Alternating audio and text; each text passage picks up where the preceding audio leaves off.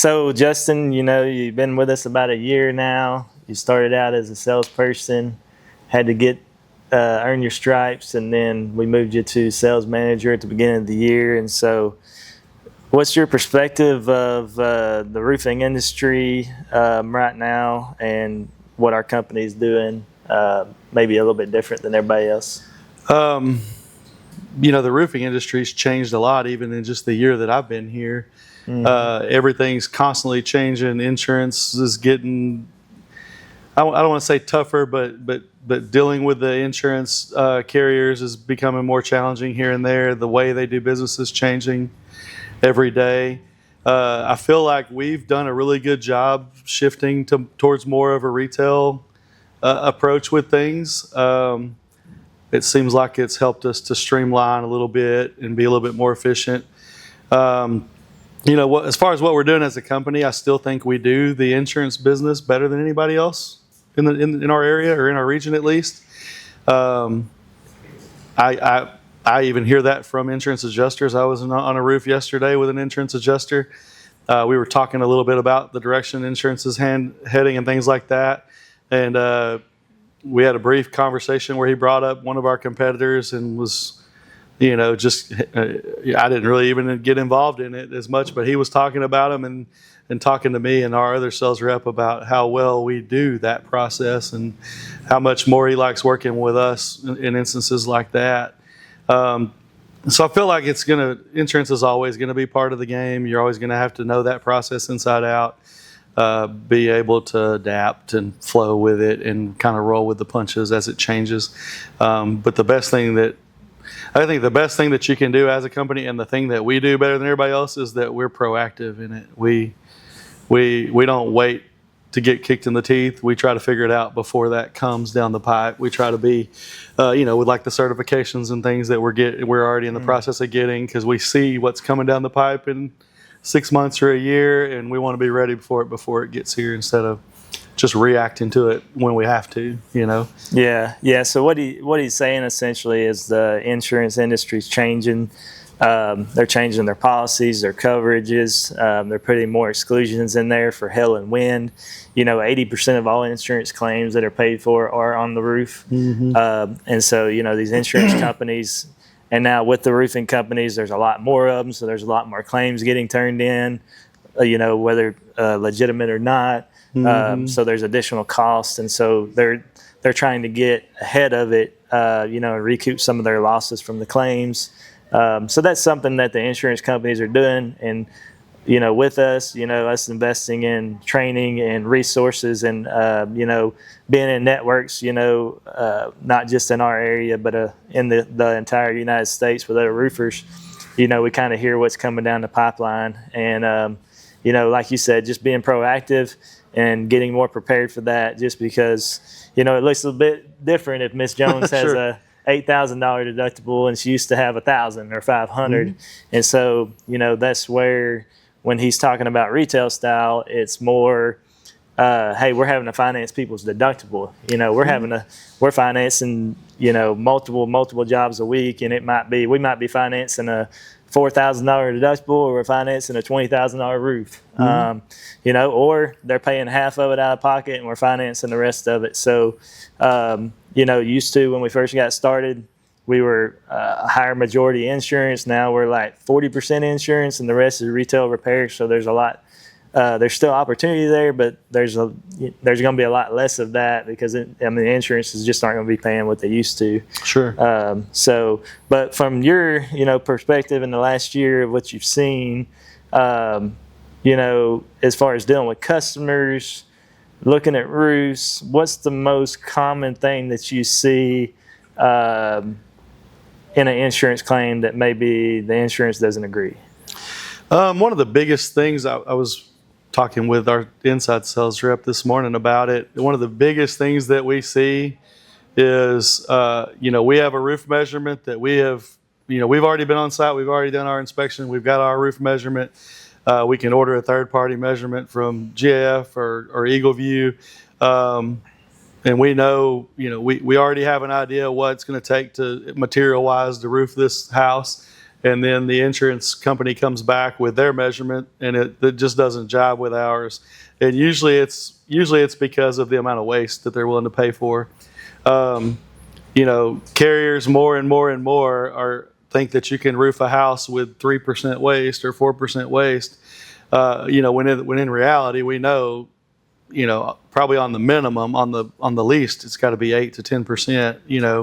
In a house with a lot of hips or valleys or different facets is going to take 12, 15, 17, sometimes 20% waste.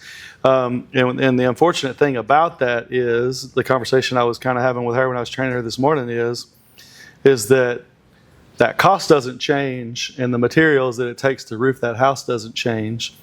And so, at some point, you have to have that conversation with the homeowner of, look, your insurance company they're just not willing to pay for the amount of material it takes to re-roof your home. I was kind of coaching her to say we either need to do a couple things. We need to get that homeowner involved in the process more and have them being a little more proactive with their agent or with the adjuster. The other thing is we're having to push back a little bit more when we're communicating what the job takes with the adjusters. The conversation I had with her is if the adjuster says it's only going to take 32 squares of shingles for this house, tell that adjuster, you know what we're going to do? We're going to order 32 squares of shingles for this house. When we run out and we're not able to complete this person's roof, what do you suggest we do? Do we tarp it? Do we, what is your suggestion for that? And try to push them for an answer, because, we were looking at a house this morning, an insurance estimate where they wanted to pay 4% waste on a house that was probably going to be more like 12. That's 6 to 8 bundles of shingles that we're probably going to end up short. And, at the end of the day, we can still get that roof done, but it's not fair to the homeowner for the homeowner to have to come out of pocket for something that the insured should have covered for. Right. And so when you say waste, for those who don't know, explain to the average person what waste is on a roof. So in a perfect world, if you're roofing a roof that's a perfect rectangle, you're not going to have much waste. Whatever, as you stagger your rows, you're reusing what you take off of this shingle on the next row and going up. But when you get into roofs with a lot of angular cuts like valleys or hips, when you cut that shingle off at an angle, the other half of that shingle, the part that you cut off, can't be used anywhere generally. Mm-hmm. And so that automatically creates a relatively, I say a large amount. In the big scheme of things, it's a percentage of the total. But if you say, on a 40 square roof at 10% waste, that's 4 squares worth of shingles, or that's 12 bundles of shingles that are just going to go in the trash. They're not going on the roof, but they still have to be accounted for in the overall material list, and they still have to be paid for. Mm-hmm. So, we have to pay for the materials, and therefore we have to pass that cost on to the homeowner. So when insurance just says, hey, we disagree, we're going to pay for 4% waste, and in reality it's 10% waste, that money, you can't just say that and it just magically happen. It has to come from somewhere. And that's the biggest thing I think that we've dealt with here. There's always the other things that just little items here and there that insurance doesn't cover or pushes back on, or occasionally when there's just a flat out disagreement in whether this damage should be covered or not. But realistically, we don't have as much problems with those things as we do with the waste factor, I don't feel like. Yeah.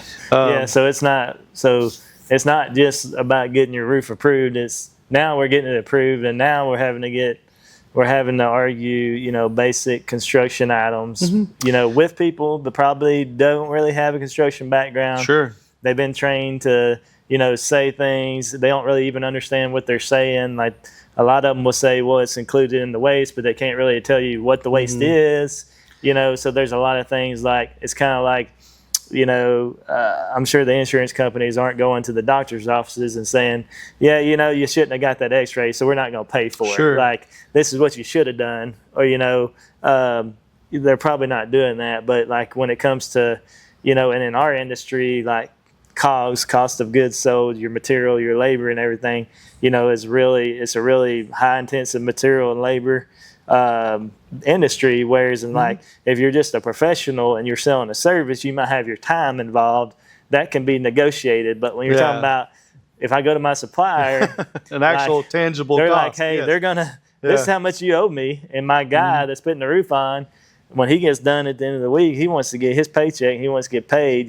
So I think that's what I feel like we do better than a lot of our competitors is that we've spent the resources and the time and the energy on training and educating ourselves so that we can better articulate to the insurance providers and to the homeowners what it actually takes and make an educated argument, to try to get those items covered. And I feel like we're way more successful than a lot of our competition in those instances. Well, and that it has to do with, training, understanding the insurance language, understanding their estimating software, Xactimate, because we have Xactimate.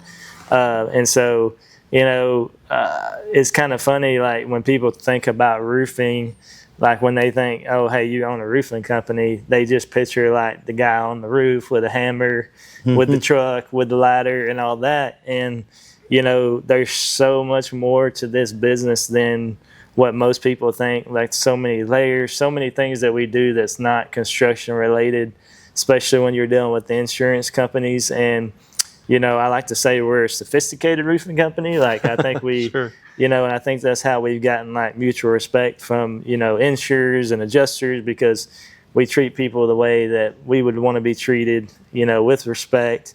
And, we can respectfully disagree. But, we're just here to make sure that, the customer's taken care of, the company's profitable, and that we're doing things, above board. We're not cutting corners. We're not, breaking the law, those type of things. And so, when you're trying to operate a company that way, there's just a whole lot more that goes into it, where if you're just, taking whatever the insurance gives you, just, letting them stick a fork to you, or, undercut the pricing in the market, whatever it might be. Because at the end of the day, if you think about everything we're talking about, they're trying to cut costs. They're trying to save money. Because if they can save $500 on a claim, $1,000 a claim, let's say they have hundreds a day, I mean, you just do the math, like that's a lot of money they're saving. Well, that's what when I was talking to Madison this morning and kind of training her on that process. I could tell she was getting frustrated about it, but I just told her, I was like, you have to understand from their perspective, they want to pay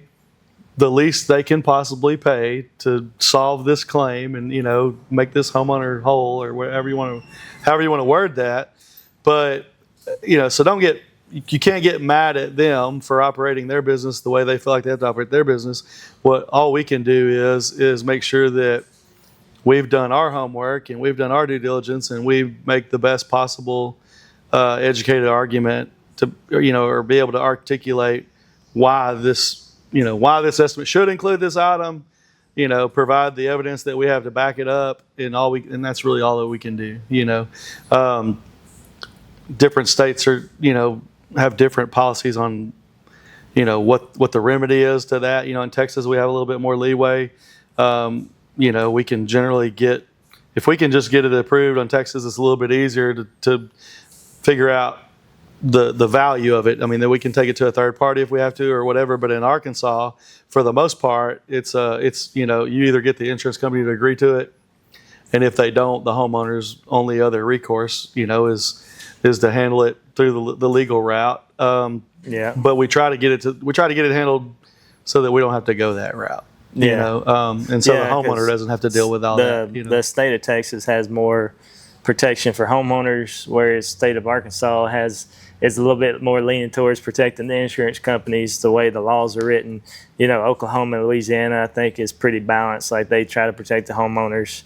But I would say out of the 4 states we work in, Arkansas is the least homeowner friendly per se. The only time we've been able to get anything done is, the homeowner filing a complaint with the insurance department, those type of things. But, or like you said, hiring a law firm to go out, which in some cases I understand that, but that's a very rare case. Yeah, in most cases it just doesn't make sense financially. Yeah, it doesn't make sense. Yeah, so. It's just, now if we're dealing with a multi-$100,000 commercial loss, it makes a little bit sense. But on a $10,000 roof, you don't want to spend $8,000 on an attorney chasing the $10,000 roof approval. It can go really quick. So to move on from that, if you are a homeowner, you just got 3 estimates. They're all sitting in front of you.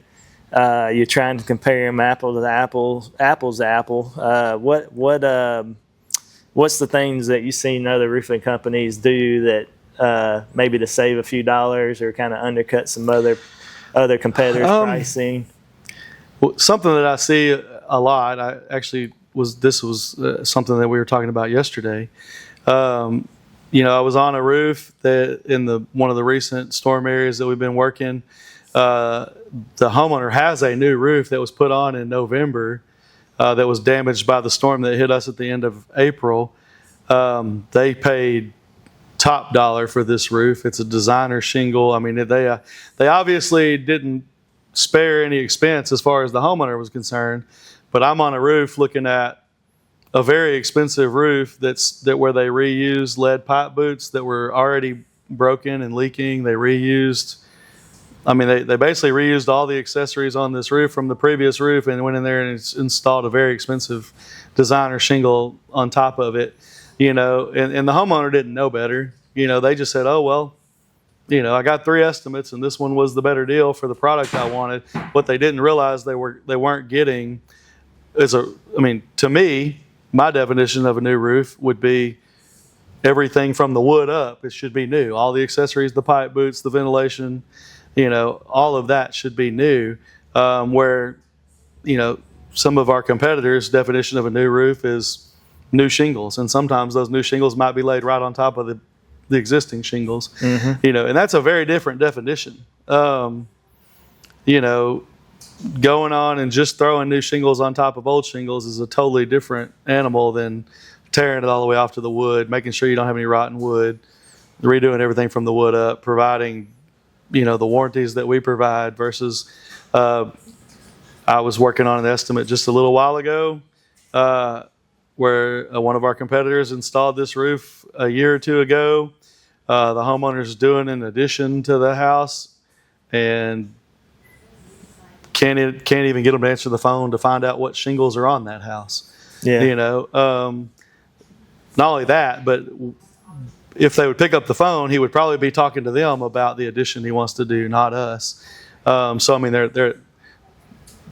They're not even willing to answer the phone to get some additional business, but at the very least to answer the question for that customer or that homeowner, what product's on their roof. Whereas if we did that job, the homeowner would have a shingle tomb there with a bundle of shingles that matched it and all the information with their warranty on what exact products on their roof and all those things, so that in that instance they could pick up the phone and call us, which we would already have that information. But even if they didn't use us, they would have all that information right there to give to whoever they decided they did want to use for that work. I see things like that constantly. What about estimates that it just says 30-year architectural shingle, Sure. replacing all accessories, but it's very vague, and then they tell you they have a warranty, but it's nowhere on the estimate. So when the homeowner's looking at it, they're like, oh, well, it's an architectural 30-year. They say how many times they said they're replacing everything. But when we do an estimate, we're going to tell you everything we're putting on there, how many pipe boots are going to be, what's getting done, what the warranty looks like. And so if a customer is sitting there and they don't know the difference and they're just going past everything, going down, saying 12,000, 14,000, 15,500, how do you differentiate the 3? And so like what you're saying is, maybe they're not replacing some of the accessories that they say they are, unless you're getting up on your roof to check them out. Well, it kind of goes back to the definition thing I was talking about. I had a homeowner call me several months ago, and that was her complaint. She had a new roof on her home, and then had some leaks pop up, and then realized that they didn't replace accessories, and that was what was causing some of her leaks and things like that. And it was an insurance job, and so she called me, and she was like, well, you know, if they did it for what my insurance company paid, should they not have done all those things? You know, what does that look like? Is that not illegal? And I said, well, at the end of the day, it depends on what your contract said, what your estimate said, because if all they did was write you out an estimate that said new roof, $10,000, well, they could probably argue they put a new roof on there, because it just depends. Their definition of a new roof may not be the same as your definition of a new roof. Where if you're dealing with a reputable contractor, they should have, you know, all of the components that new roof consists of on there. And when you go to the warranty thing, it's still a matter of definition. Like, anybody can say, oh, I'm going to give you a lifetime warranty, or I'm going to warranty this forever. But if they don't answer the phone when you call them back in a year or 2 years or 5 years or 10 years, then that warranty, I mean, was worthless, especially if they're not providing it in writing. Yeah. You know, all of our customers, you know, they get their warranties in writing. They get their Atlas warranty from the manufacturer in writing, because we actually file those. I think that a lot of our competition says, oh yeah, this is an Atlas product or an Owens Corning product or a GAF product, and it has a lifetime warranty. But that lifetime warranty only works if you register the warranty and you file it with the manufacturer. And so, speaking of that, let's talk about that. So, when a manufacturer says, or let's just say the manufacturer says it has a lifetime warranty, you know, even with us with Atlas, you know, it is a lifetime warranty, but depending upon what components were installed on that roof, and most of the manufacturers want their components, their felt, their starter, their hip and ridge, and if you don't, then you start to get everything prorated. So like for us, if we install like 4 components, it's 15-year warranty, and then after that, it prorates for a lifetime, so it just less and less as it ages.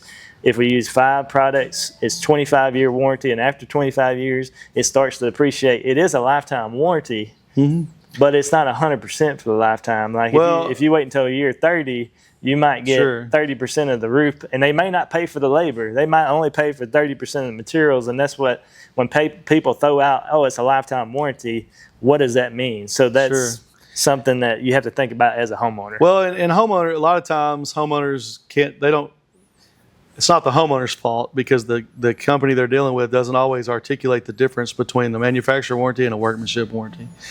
You know, a manufacturer's warranty is they are warranting their product against defects. You know, if it's installed improperly, your manufacturer warranty does not cover that. If it's, you know, if they come out and say in 10 years your roof's all burn up because it's been overheating and everything else, and you try to file a warranty claim and they come out there and you don't have the proper ventilation, or you don't have, you know, it wasn't installed correctly, or any of those things, then you can't expect that manufacturer warranty to cover that product. And then on the flip side of that is, in that instance, is when a workmanship warranty should come into effect. Hey, you gave me a 10-year workmanship or a 15-year workmanship or a 20-year workmanship warranty, and my roof's worn out after 10 years, even though it was supposed to last this amount of time, and the manufacturer is now telling me it's because it was installed improperly. Well, now that's the contractor's problem.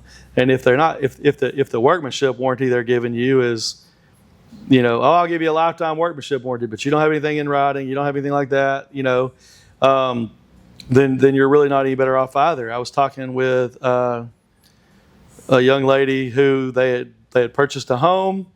As part of the deal of purchasing that home, they asked the seller to put a new roof on it. Seller went out and hired, you know, contractor A to put a new roof on it. Contractor A threw the cheapest roof they could on it because the seller didn't want to pay anything for a new roof, because they were selling the house anyway. That was just money out of their pocket. They tell them, don't worry, the warranty will transfer over to you as the buyer. Great. They close the deal. They move in. The roof's leaking like crazy. They start calling contractor A, who put that roof on, who supposedly gave them a warranty and that was going to transfer and all that stuff. And contractor A didn't want to come out and work on it. And it got to the point where, after they called him a few times, basically just told him, I didn't sell you a roof. I don't owe you anything. So, in that instance, if you were dealing with a reputable contractor that has a warranty that's written and on paper and transferable, and you would have, if they had gotten that warranty transferred during the closing process, they would have had no issues. And there's been scenarios I know with us when the new homeowner, they sold the house, new homeowner has it, they have a leak, they call us, they really haven't went through the warranty transferring process. But we went ahead and we still took care of it, sure, and said, hey, we need to get you transferred, so we have you in the system and those type of things. But that's the difference between, the guy that's cheap, who's trying to hide all this stuff, and the companies that are transparent. They have a detailed estimate, a detailed warranty, and, they actually have, because a lot of the times the guy that you're referring to, those type, they're the same guy. The guy that is answering the phone is the same guy that's looking at your roof, is the same guy that's giving you the estimate, is the same guy that's out there with managing the job. Now, is there anything wrong with that? There's absolutely not. But it's going to be hard for that type of company to give you the same customer service as somebody like us, who has different layers of management and a process staff and a process in place. A lot of times, like in those sort of situations with some people that operate like what you're talking about, is they're too deep in that process, so that when that warranty claim comes up, all they see is the dollar signs. Hey, you know what? To re-roof that house, because my margins are so slim, or because I'm not running my company efficiently, to pay to re-roof that house, I've got to go sell 4 or 5 more roofs just to cover that one. Where when you're dealing with a reputable company that has a process in place and a system in place and reserve funds set aside for instances like that, when there's that warranty issue, you're not going to get the pushback. You're dealing with a company that cares about its customers, cares about their reviews, and at the end of the day wants to make it right, whatever the dollar amount ends up being. And that's what you get, like when you're comparing prices. So these are just things that, during this discussion I want to talk about, just so you can be aware of it if you're ever in a situation where you need a roof. One last thing I want to discuss with you is, let's just say, you've been doing this a year, you've sold roofs, you've been a sales manager, you've been managing our sales staff, you've been dealing with customer issues, happy customers, sometimes not happy customers. Sure. We're not perfect, right? Yeah. But if you were, talking to somebody who's hearing a lot about roofing and sales, and they wanted to come do this for a living, why would they want to come work for Near Me Roofing? What would they be getting? The thing that we do best when it comes to our people, I feel like, is we have an actual legitimate training process. We don't believe in the whole hire 10 people and throw them to the wolves and pray one of them or 2 of them work out. I feel like we hire someone intentionally. We pick out the people that we want to bring on board because we see potential in them, and our goal is to train them and mold them in there to help them reach their potential. We've got folks here that are making more money than they've ever made in their life. They've got more opportunities than they've ever had in their life. Guys that, have been able to let their wives transition to being a stay-at-home mom and not have to go to work every day, to raise their family the way that they want to raise their families. And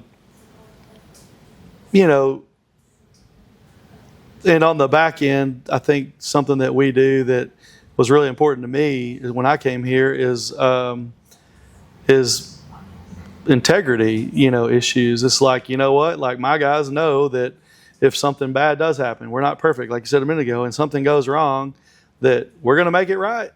And we're not going to make them look bad, and we're not going to put them in a situation, that they don't want to be in. And to someone who's ambitious and driven and career oriented, that's important. That's worth a lot. There's a lot of value in that. And so between all of those things, at the end of the day, we do what we do to provide for our family.